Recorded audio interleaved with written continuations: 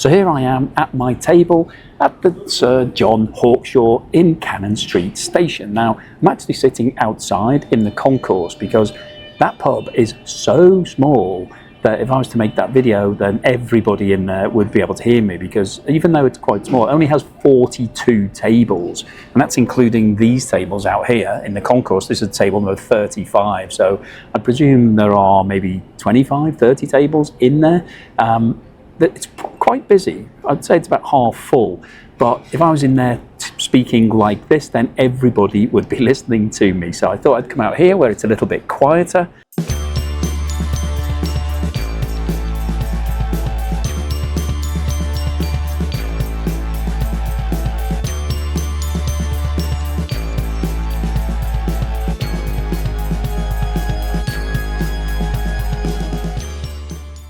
This pub is really unusual because it's probably one of the only pubs in the UK that doesn't have a toilet. So it's so small, it's basically got a small bar, some seating, and then to go to the toilet you have to come out of the pub, go all the way around the concourse, down to the other side where the toilets are for the station, down the stairs, and quite a long way. So all in, I would say it would take you at least 2 or 3 minutes to get to the toilet. And obviously you need to leave all your things in the place. Now, in terms of the opening hours of this pub, it opens at 8 in the morning, like most of the other Wetherspoons. You can get breakfast at 8 a.m. But interestingly, it closes at 10 p.m. So it's probably one of the earliest in terms of closing out of any in the whole of the chain. And the reason why it closes at 10 is because I think that's really when all of the last trains go from Cannon Street. Because really, the people who are drinking in this pub are commuters. When you've got a pub that doesn't have a toilet, that doesn't really encourage you to stay there all day drinking, because obviously you would need to go to the toilet at some point if you're having multiple pints of beer. And also, it's one of the only ones in the UK that doesn't have any sort of entrance on a street. So you actually have to come into Cannon Street Station, and this is within the concourse on Cannon Street Station. So I don't know what was here previously, but I assume it was a store, maybe just a store where you could buy some confectionery or drinks, or maybe it was a coffee shop or something like that. It's, it'd be big for a coffee shop. If you were thinking about it in Starbucks terms, it'd be relatively big if you think one of those ones. But it's that sort of feel to it. It doesn't feel like a pub that you would come to. Now, apologies, there's going to be some announcements because I'm sitting essentially in the station here. But this is a really interesting pub, because it is the smallest in the whole of the Wetherspoon portfolio. With only 42 tables, it means it's relatively limited in terms of the amount of people who can get in here. But at commuter times, when people are waiting for their chimes, it's perfect because they can just pop in, grab a quick pint if you've got 10 or 15 minutes to spare before your train is leaving, and then jump on your train, and hopefully there's a toilet on the train, because there won't be one in the pub that you can go to.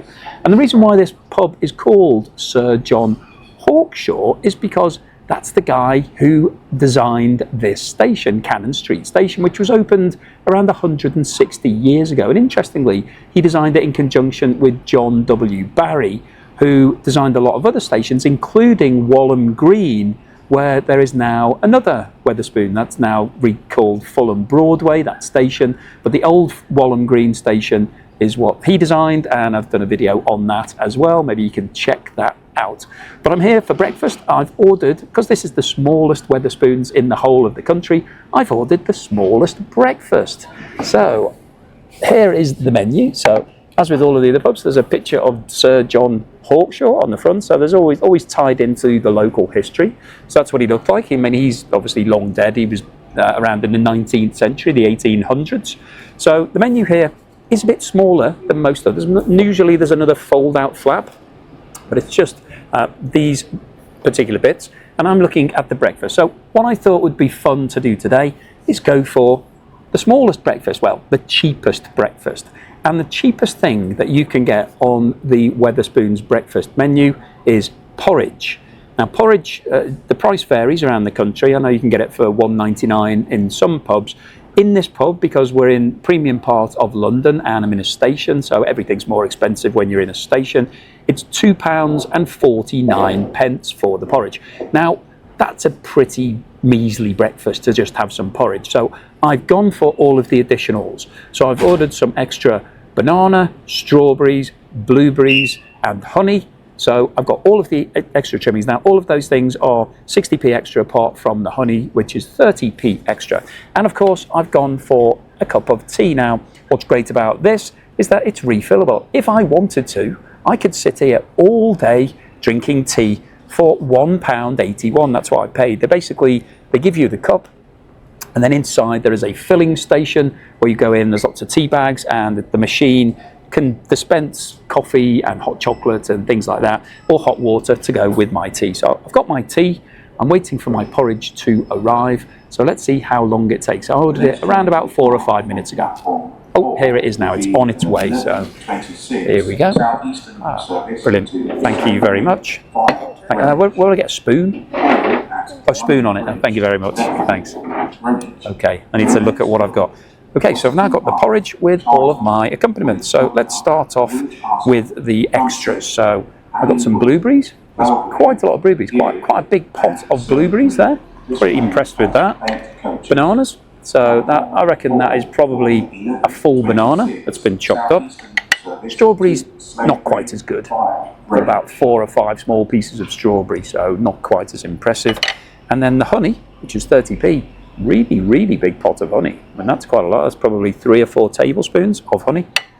And then here is the porridge, which is actually really hot. Now, we've talked about the plates before, but let's have a look at the plate that they're serving on here. So it's a nice blue pattern, lots of little flowers, classic Wetherspoons. Not what I would use at home, but lots of people love them. And then the bowl itself is just a normal blue bowl. Now, this porridge is very hot. It's interesting. It's quite thin, quite runny. So I'm going to have some of the honey, some porridge before I put anything in it. So let's see what it's like just neat.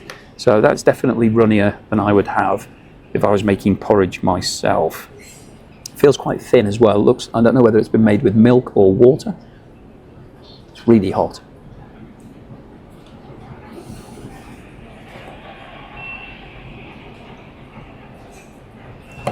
Yeah, that tastes like very thin porridge. This is the sort of thing I would imagine that you get served if you've been sent to Siberia in Russia, to one of the gulags, the sort of work camps over there. This is what I'd expect to get for breakfast. And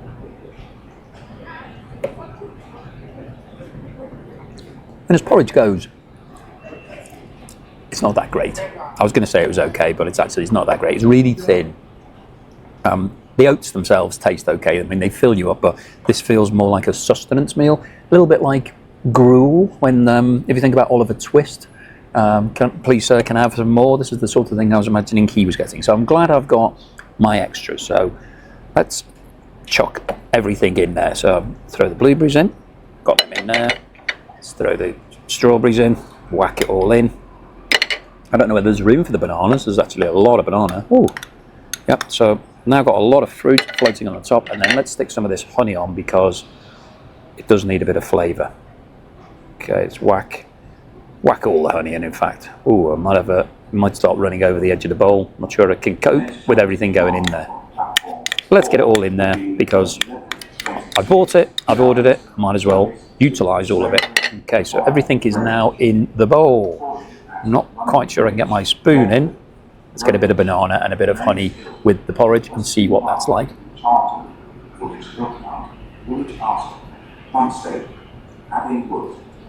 it's quite tasty. It's a lot nicer. It basically just tastes like banana with honey on it. I have some of the blueberry.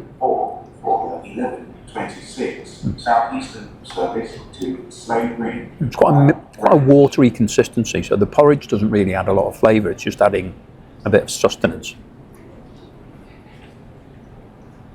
The blueberries are nice. I like the blueberries. Let's have some strawberries and blueberries, which is a classic combination. Yeah, basically the fruit is nice. I'll give Wetherspoons their due. The fruit is nice and fresh and tasty, so I'm happy to eat the fruit. The rest of it, it's a bit watery. It's a bit disappointing. I'm not sure I'm going to eat all of the porridge. Yeah, it's just not very appealing. It's just not very tasty, the porridge. everything else that I've added into it was tasty. In fact, I probably would have been better off just putting all of those things on a plate and just eating them rather than putting them into the porridge. I feel like I've just watered them down.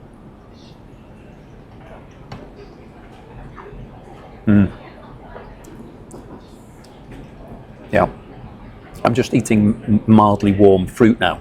But having said that, this is relatively low cost. So let me just check on my app exactly what the total came to. I can find my phone. Here we go. So let's call up the Wetherspoons app now. As I've said before, the Wetherspoons app is absolutely brilliant because you don't have to go in, you don't have to go to the bar. You literally just have to pick out your table number, enter it into the app because it knows where you are. It'll tell you, and then you order and it gets delivered, and then you get a nice receipt as well. So the total that I've paid here, including the £1.81 for my cup of tea, cheers, unlimited tea, the total I paid is £6.40. So that means that I paid somewhere in the region of £4.60 for this. Now, I would say the fruit was worth it. The fruit was good, but I don't think the porridge is that good. It's a bit thin, it's a bit watery, it's not very tasty, doesn't really taste of anything. So this might be the cheapest thing on the menu, but sometimes you pay for what you get. I don't think that this is my favourite breakfast. In fact, it isn't. It's the worst breakfast I've had at Wetherspoons. Wetherspoons does do some really nice breakfast, but unfortunately this isn't one of them. The fruit is nice. I'm going to eat the fruit. So let me finish off the fruit and then we'll do a wrap up and I'll tell you what my score is for this Wetherspoons and its breakfast. Right, I have now finished my breakfast. I have to tell you, I didn't eat all of it. I didn't eat any more of the porridge. I had a few more blueberries, a couple of strawberries, but to be honest, they were all ruined a little bit because they were sitting in mildly warm water, which was basically what the porridge was. So that wasn't my favourite breakfast. Now, as I said, Wetherspoons is good for breakfast. I think it's actually one of the best breakfast places to go around the country, but I wouldn't recommend the porridge. Now, maybe it's just this particular Wetherspoons. Maybe the other Wetherspoons do their porridge differently, but I would doubt it because everything, as you know, is organised centrally. That's the whole concept behind what Tim Martin has set up. He's had a centralised purchasing function, so to keep the cost down, he buys millions of different items. So he would have bought tons of porridge, I'm sure, and then shipped it around to the 850 or so Wetherspoons. And I'm pretty sure that they will all have instructions as to how to prepare that porridge. So I'm guessing that it would taste the same wherever you go. I wouldn't recommend it. Even though it's the cheapest on the menu, you can get it for £1.99 in some places. It's £2.49 here. Not worth it. You'd be better off buying something else, investing a little bit more money and going for one of the other options on the breakfast menu. So unfortunately, I wasn't impressed with the porridge offering. The fruit was pretty good, but I can't really rank the fruit. I'm ranking the porridge. In terms of my score for the porridge breakfast at the Sir John Hawkshaw at Cannon Street Station in London, I'm going to have to give that 2 out of 10. It wasn't good. It's not something that I would buy again. I certainly didn't eat all of it. I wouldn't want to give it to anybody that I know. It's not like porridge that I've had. I quite like porridge sometimes, not very often, but it is. It's nice on occasions. This one was not nice, so I definitely wouldn't recommend it. It's a 2 out of 10, unfortunately, which is the worst score I've given to Wetherspoons so far. This pub's really interesting. It's very small. It's great if you're a commuter.